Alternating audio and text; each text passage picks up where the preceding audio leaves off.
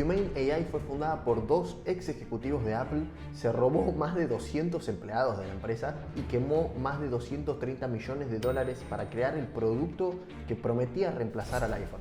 Vamos a ver cómo le fue. La empresa fue fundada en 2018 por, voy a leer los nombres, Imran Chaudhry, que trabajó 20 años en Apple como diseñador y de hecho trabajó junto a Steve Jobs en el diseño de la pantalla de inicio del primer iPhone, y por Bethany Bongiorno, que fue la directora de ingeniería de software de Apple también por muchos años. Crearon esta nueva empresa, Humane AI, con la visión de mejorar nuestra relación con los dispositivos.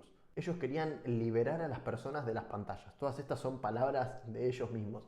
De hecho, se diferenciaban de Apple y Meta diciendo que el futuro de la tecnología no estaba en tu cara. O sea, que no iba a ser un auricular, que no iba a ser unos anteojos como los que hace Meta con Ray-Ban, sino que iba a ser algo distinto, que es lo que ellos estaban haciendo. En lugar de una pantalla, querían hacer un dispositivo discreto, sin pantalla, potenciado por inteligencia artificial, que nos permitiera interactuar con la tecnología de una forma más natural.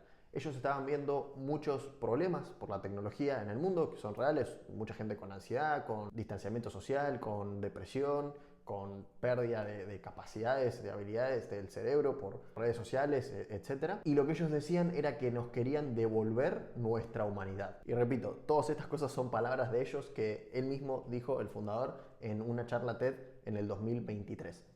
Pero desde el 2018 que se fundó al 2023, me adelanté un poquito, pasaron 5 años.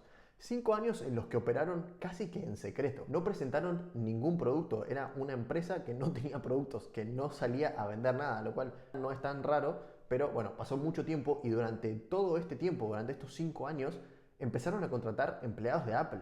El equipo llegó a tener más de 200 personas y muchos de ellos, la gran mayoría de ellos, eran todos ex empleados de Apple. Y obviamente para financiar todo esto sin salir a vender nada necesitaban inversión. Tuvieron distintas rondas de inversión, pero al final levantaron más de 230 millones de dólares. Una barbaridad de plata para una empresa que no tenía ningún producto. Y tenían alianzas muy grandes. Tenían una alianza con Microsoft para usar los productos de cloud de Microsoft. Tenían una alianza con Qualcomm para crear chips. Tienen una alianza con Volvo, que no se sabe qué es lo que querían hacer con Volvo, pero bueno, Volvo hace autos, así que podría haber sido una competencia de Tesla. Y tenían una alianza también con LG para hacer productos de hogar inteligente. Tenían también inversiones particulares muy fuertes. Mark Benioff, el CEO de Salesforce, era uno de sus inversores.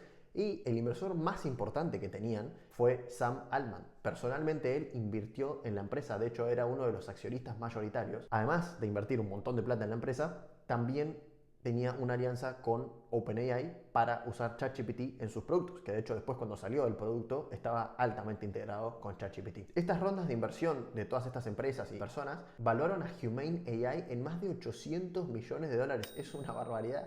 Una empresa que no tiene ningún producto, una empresa que es 100% especulativa porque no vendió ni un solo dólar, valía 800 millones de dólares, un poco más de 800 millones de dólares, y había levantado en plata real más de 200 millones de dólares para crear el producto. Había un hype terrible. Finalmente, en 2023, en esta charla TED, presentaron el Humane AI Pin, que es como se llamó su primer producto después de 5 años. En esta charla, Imran Chaudhry, el fundador, lo mostró en vivo. Era una especie de tarjetita esas que te ponen cuando vas a un evento con tu nombre, pero que podía proyectar en su mano y veía el nombre de que lo estaba llamando en la mano, aceptaba con voz y se ponía a hablar por teléfono y simplemente el cosito lo escuchaba y bueno, transmitía la llamada y se escuchaba la voz de la esposa que salía desde el aparatito. Otra cosa que hizo fue mostrarle al cosito, porque tiene una cámara, una barrita de cereal y preguntarle si se lo podía comer, y la inteligencia artificial le respondió que él era alérgico y que no debería comérselo. Y en general creo que la presentación estuvo bastante buena, dejó mucho hype nuevamente. Además ya se había estado esperando un montón, tenía alianzas muy buenas, mucha gente estaba confiando en él, muchas empresas muy grandes.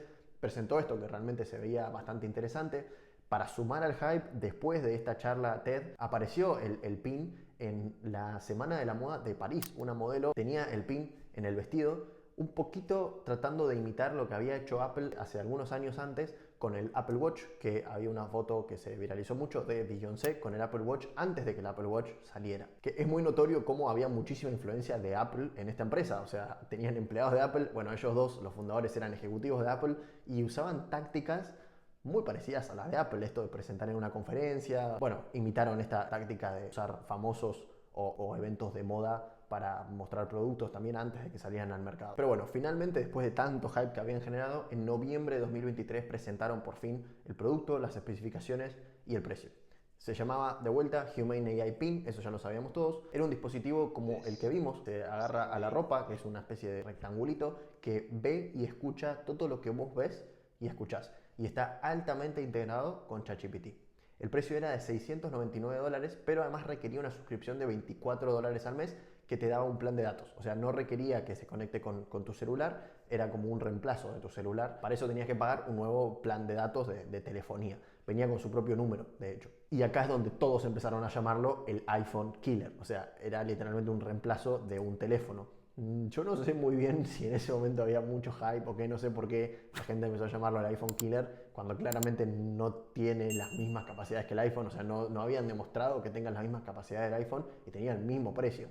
Pero bueno, sí entiendo por qué había tanto hype por lo que podía llegar a ser una versión futura de ese producto que se veía bastante prometedor. Pero desgraciadamente todo el hype que generaron fue bastante en vano. Cuando sacaron el producto a la venta, la respuesta de las personas del mercado fue muy mala y de la prensa fue también muy mala. Marquise Brownlee, que es un youtuber muy conocido en Estados Unidos que hace reviews de productos de tecnología, dijo que era el peor producto que había probado en su vida. Y The Verge, que es también un medio que hace reviews y bueno, es un medio muy grande, dijo que no estaba ni cerca de lo que habían prometido. Todos coincidían que las respuestas de la inteligencia artificial eran poco confiables, eran muy lentas y eran muchas veces incluso erróneas. Y también decían que el texto que se proyectaba no se veía cuando había luz brillante alrededor. Que esto es algo que los teléfonos pueden llegar a tener también, pero que se soluciona subiendo el brillo. Acá no se podía subir el brillo y parece que en algunos entornos con luz brillante no podías ver lo que estaba en tu mano. Y parece que pasaba bastante seguido, entonces era como que no te dejaba usar el producto si estabas afuera en la calle. Además, se quejaban mucho del precio. Que yo no sé si el precio era tan elevado, porque es lo mismo que el iPhone y se supone que si no tenés el iPhone no tenés que pagar tu plan de celular, entonces ahí está ese fee mensual de $24. Pero claro, esto no tenía las mismas capacidades que el iPhone. Quizás en una futura interacción con muchas más capacidades, un producto mucho más maduro, podía llegar a ser un reemplazo del iPhone, pero bueno, realmente nunca tuvieron la oportunidad de seguir evolucionando. Tan mala fue la prensa que casi un año después de lanzarlo, en octubre de 2024, le hicieron una rebaja al precio de $200 y quedó en $499. Esto es algo muy raro, o sea, las empresas no suelen bajarle $200 a su producto estrella. Eso habla de que claramente era un mal producto y que no lo podían vender. Pero esto solo generó más mala prensa y al final de 2024 los fundadores salieron a tratar de buscar compradores para la empresa. Algo gracioso quizás de esto es que fueron a pedir $1.000 millones. $1.000 millones por una empresa que había quemado más de $200 millones en crear un producto que funcionaba mal y que nadie quería. Era una locura. Obviamente no la vendieron por $1.000 millones, pero la llegaron a vender por $116 millones a Hewlett Packard, HP. Y bueno, ¿qué habrá visto HP en la empresa para comprarla por $116 millones? Que de todas formas es un monto bastante considerable. Lo que vio es, bueno, era un equipo muy grande, o sea, fue una adquisición completa, adquirieron las patentes al equipo completo, era un equipo de 200 empleados que muchos habían trabajado en Apple, eran personas muy inteligentes y habían desarrollado algo muy bueno en cuanto a inteligencia artificial adentro del producto. Si bien el producto quizás no era bueno o no había funcionado, HP vio el know-how que tenían sobre inteligencia artificial que quería usarlo en sus propios productos y de hecho es lo que hacen hoy en día. Todo este equipo de Humane AI hoy trabajan en la división de HP IQ, que lo que hace es integrar soluciones de inteligencia artificial en los productos tradicionales de HP, o sea, en impresoras y ese tipo de productos. Es decir, pasaron de crear un producto revolucionario que prometía reemplazar a la empresa más valiosa del planeta a hacer software para impresoras.